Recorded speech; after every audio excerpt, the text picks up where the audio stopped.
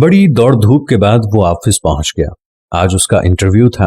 वो घर से निकलते हुए सोच रहा था कि ऐ काश आज मैं कामयाब हो गया तो फौरन पुश्तीनी मकान को खैरबाद कह दूंगा और यहीं शहर में क़याम करूंगा। अम्मी और अब्बू की रोजाना की मगजमारी से जान छुड़ा लूंगा।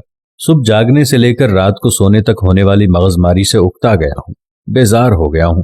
सुबह गुसल खाने की तैयारी करो तो हुक्म होता है पहले बिस्तर की चादर दुरुस्त करो, फिर गुसल खाने से निकलूं तो फरमान जारी होता है नल बंद कर दिया करो, तौलिया सही जगह पर रखा करो, हर वक्त यूं ही फेंक देते हो। नाश्ता करके घर से निकलने का सोचूं तो डांट पड़ती है कि पंखा बंद किया है या चल रहा है। नौकरी मिली तो घर छोड़ दूंगा।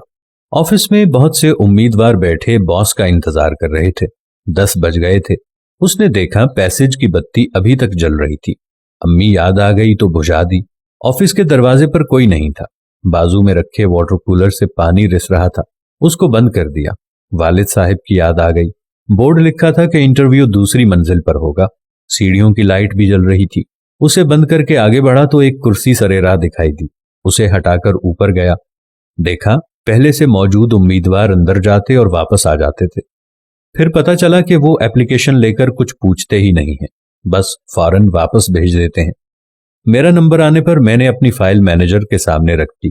तमाम कागजात देखकर मैनेजर ने पूछा, कब से ज्वाइन कर रहे हो?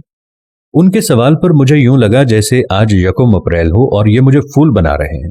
उन्होंने ये महसूस कर लिया और कहा, अप्रैल फूल नहीं, हकीकत है। आज के इंटरव्यू में किसी से कुछ नहीं पूछा जा रहा है, सिर्फ सीसीटीवी में उम्मीदवार का बर्ताव देखा जा रहा है। सब उम्मीदवार आए मगर किसी ने नल या लाइट बंद नहीं की सिवाय तुम्हारे। मुबारकबाद के मुस्तहिक हैं तुम्हारे वालिदैन, जिन्होंने तुम्हें तमीज और तहजीब सिखाई है। जिस शख्स के पास सेल्फ डिसिप्लिन नहीं है वो चाहे जितना होशियार और चालाक हो, मैनेजमेंट और जिंदगी की दौड़ में पूरी तरह कामयाब नहीं हो सकता। ये सब हो जाने के बाद मैंने पूरी तरह तय कर लिया कि घर पहुंचते ही अम्मी और अब्बू से माफी मांगूंगा और उन्हें बताऊंगा कि छोटी छोटी बातों पर रोकने और टोकने की बातों ने मुझे जो सबक पढ़ाया है उनके मद्दे मुकाबिल मेरी डिग्री की कोई अहमियत नहीं। जिंदगी के सफर में तालीम ही नहीं, तहजीब का अपना मकाम है।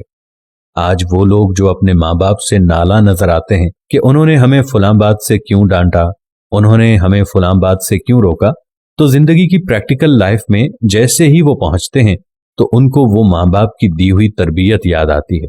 क्योंकि प्रैक्टिकल लाइफ में, जिंदगी की दौड़ धूप में सिर्फ वही लोग कामयाब होते हैं जिन्होंने बचपन में तहजीब सीखी होती है, जिन्होंने तमीज सीखी होती है। जैसा कि उस ऑफिस में मैनेजमेंट ने पढ़ाई पर नजर नहीं डाली, किसी की कोई काबिलियत पर नजर नहीं डाली गई।